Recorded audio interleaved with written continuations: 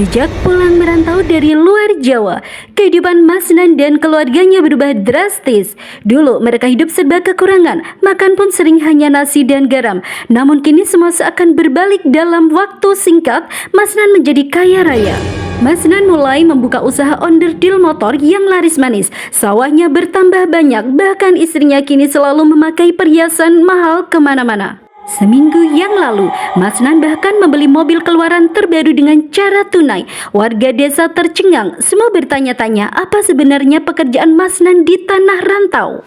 Padahal dulu, jangankan mobil, makan sehari-hari saja sering kembang kempis. Semua orang tahu Mas Nan hanyalah seorang kuli bengkel motor yang tak punya tabungan. Rumor mulai beredar, ada bisik-bisik bahwa kekayaan Mas Nan berasal dari hasil muja, sebuah pesugihan yang konon bisa membuat hidup seseorang bergelimang harta dengan cepat.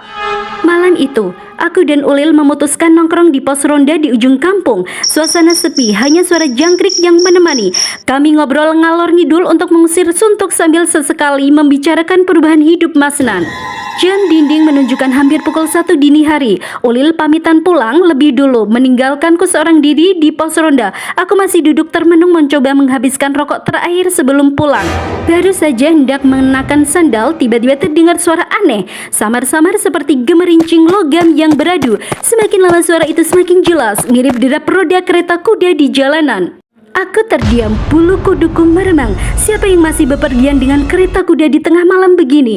Jalan desa kami tak pernah dilalui kereta, apalagi di jam segelap ini. Perlahan suara itu semakin dekat. Aku menoleh ke arah jalan besar dan benar saja, dari kejauhan tampak bayangan kereta kuda berwarna keemasan disertai sinar redup yang berkilauan. Kereta itu berjalan pelan seakan menuju tepat ke arahku.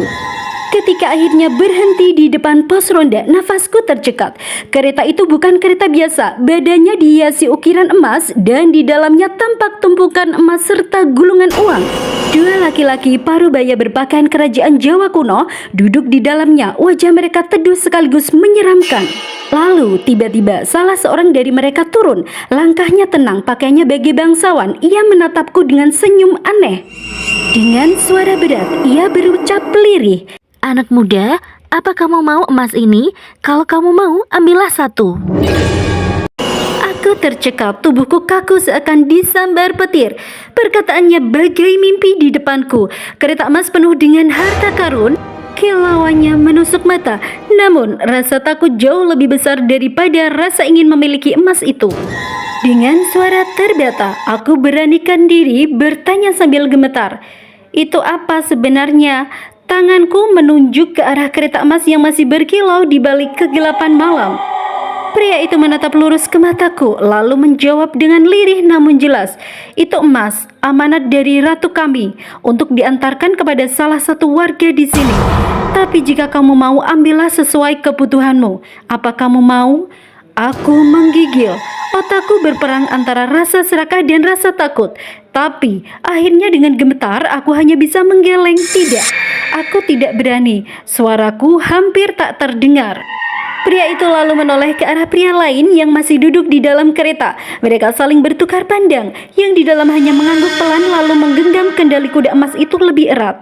Dalam sekejap, kereta itu mulai bergerak kembali. Roda emasnya berderak pelan. Suara gemerincing logam kembali memenuhi udara malam. Aku masih terpaku, tak bisa menggerakkan kaki, hanya menatap mereka dari jauh. Tepat ketika kereta melewati ujung jalan, aku melihat sesuatu yang membuat dadaku serasa berhenti berdetak. Di bagian belakang kereta, melingkar erat ada sosok ular raksasa hitam dengan mata merah menyala. Lidahnya menjulur panjang mengeluarkan desis menyeramkan. Aku menjadi tertahan, hampir pingsan. Tubuhku jatuh terduduk di tanah. Napasku tersengal. Pandangan mataku kabur dan setelah itu aku tak ingat apa-apa lagi. Sejak malam itu, aku jatuh sakit. Tubuhku demam tinggi, mulutku seolah terkunci, tak bisa bicara sepatah kata pun. Selama 1 minggu penuh aku hanya terbaring di tempat tidur. Tubuhku panas dan terus mengigau. Keluargaku panik. Aku bahkan sempat dibawa ke rumah sakit untuk opnam. Namun dokter hanya bilang aku demam biasa. Beberapa saudara menyebut aku terkena sawan. Orang tuaku sampai mengadakan pengajian di rumah untuk mendoakan kesembuhanku. 2 minggu kemudian keadaanku mulai membaik. Aku sudah bisa duduk bahkan mulai bisa berbicara sedikit demi sedikit. Namun, kabar mengejutkan tiba-tiba mengguncang kampung. Dua putra kembar Masnan meninggal dunia secara tragis.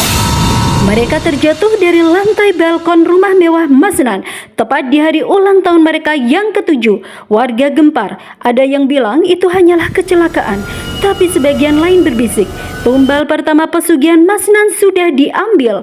Malam itu, aku teringat kembali tatapan pria di kereta emas dan desisan ular hitam yang mengikuti mereka.